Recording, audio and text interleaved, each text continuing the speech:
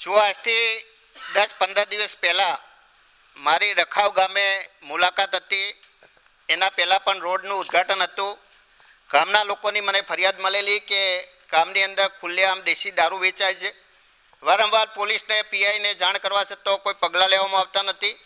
એ દિવસે મેં મારા ફોનથી પીઆઈ ચૌધરીને ફોન કરેલો.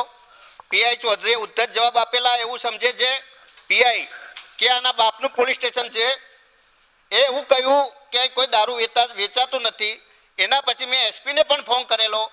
અને એના પછી ફરીથી મેં 2 વાર ફોન કરેલા. છતાં પણ સરસ્વતી પીઆઈ મોટા હપ્તા લઈ સરસ્વતી પોલીસ સ્ટેશનના જે અધિકારીઓ હોય છે એ ગામ લોકોનું કહેવું છે કે મોટા હપ્તા લઈ અને દેશી દારૂનું વેચાણ કરતા હતા. આજે ગામ લોકો ભેગા થઈ અને જનતા રેડ કરી અને બધો સામાન લઈને અહીં આવ્યા છે. ગામના લોકોએ પીઆઈને ફોન કર્યો તો પીઆઈ એવો જવાબ આપ્યો કે મને ટાઈમ નથી, તમારે થાય કરી લો. અને ઉપરથી જે લોકો રેડ કરવા ગયેલા હતા એમના ઉપર ખોટી પોલીસ કેસ કરવાની ધમકીઓ આપેલ છે. વારંવાર રજૂઆત કરવા છતાં ધારાસભ્યની જો રજૂઆત ના સપાતા હોય તો આ પીઆઈને શું હવા હશે અથવા કેટલો હપ્તો મળતો હશે